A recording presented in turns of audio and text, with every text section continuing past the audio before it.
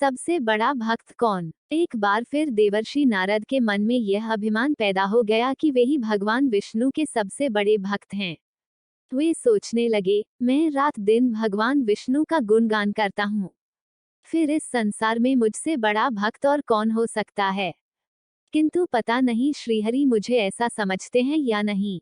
यह विचार कर नारद भगवान विष्णु के पास क्षीर सागर में पहुँचे और उन्हें प्रणाम किया। विष्णु जी बोले, आओ नारद, कहो कैसे आना हुआ। नारद बोले, भगवान, मैं आपसे एक बात पूछने आया हूँ। भगवान विष्णु बोले, मैं तुम्हारे मन की बात जानता हूँ नारद, फिर भी तुम्हारे मुंह से सुनना चाहता हूँ। नारद ने कहा, हे देव, मैं जीवन भर आपका गुणगान करता रहा हूँ, पल पल हर क्षण मुझे बस आपका ही ध्यान रहता है। आप मुझे यह बताइए कि क्या मुझसे भी बड़ा आपका कोई अन्य भक्त है संसार में। भगवान विष्णु समझ तो पहले ही गए थे कि नारद को अपनी भक्ति पर अभिमान पैदा हो गया है, किंतु अपने मन की बात छुपाकर वे बोले, नारद, इस प्रश्न के लिए तो तुम्हें मेरे साथ मृत्युलोक चलना पड़ेगा। नारद बोले, ठीक है भगवान, मैं मृत्युलोक चलने के लिए तैयार हूँ। भगवान विष्णु नारद को लेकर मृत्युलोक चल पड़े। धरती पर पहुंचकर दोनों ने किसान का भेष धारण किया और एक गांव के किनारे बनी एक झोपड़ी की ओर चल पड़े। विष्णु बोले, नारद, मेरा एक बहुत बड़ा भक्त यहाँ इस कुटिया में रहता है। आश्चर्य है, क्या मुझसे बढ़कर भी किसी की भक्ति हो सकती है। नारद के मुख से निकला, क्या वह भी मेरी तरह आपका ध्यान लगाए रहता है।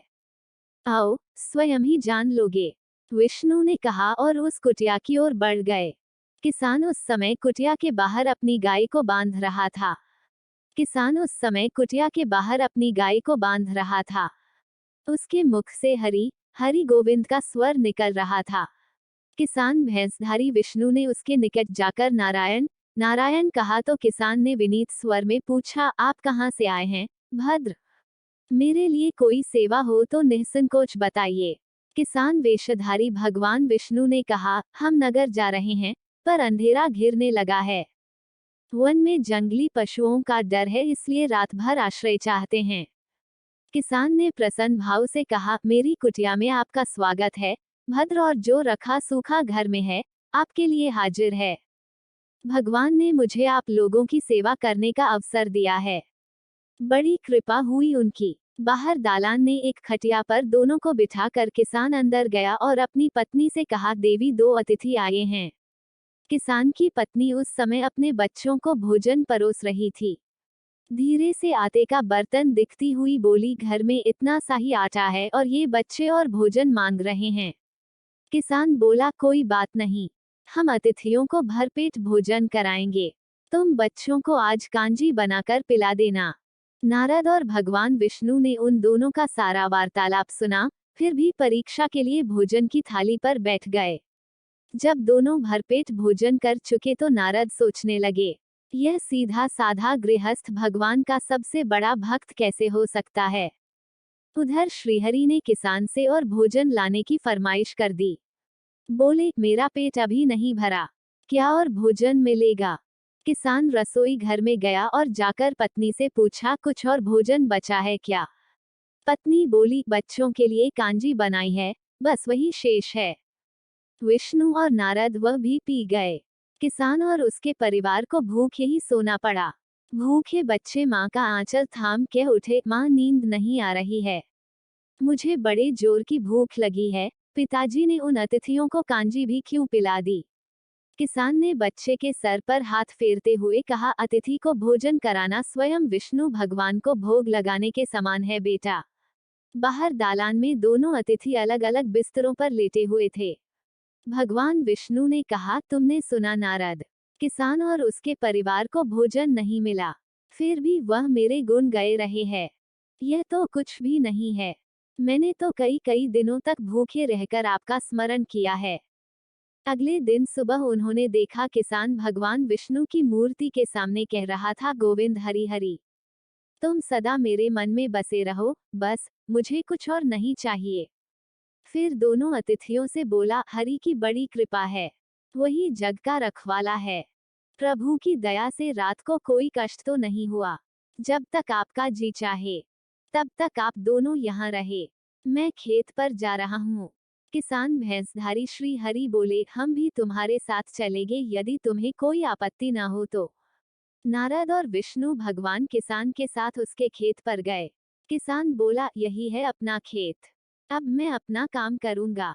गोविंद हरि हरि। नारद बोले, तुम तो सत्पुरुष हो, भगवान के बड़े भक्त हो, हर घड़ी उनका नाम लेते रहते हो। किसान बोला, अरे कहाँ, काम से जब भी थोड़ा बहुत समय मिलता है तभी उनका नाम लेता हूँ। नारद ने पूछा, कब कब मिलता है समय?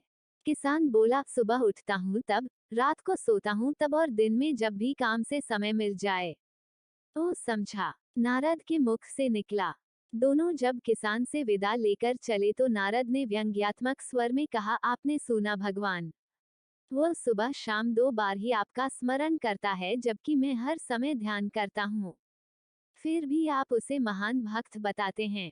नारद की बात सुनकर श्रीहरि चुप रहे, किंतु मन ही मन उन्होंने कहा, कारण भी जान जाओगे नारद।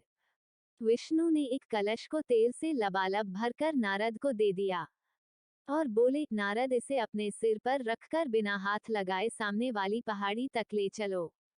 ध्यान रहे इस कलश में रखे तेल की एक बूंद भी जमीन पर गिरने न पाए। नारद बोले, यह कार्य सहज तो नहीं है।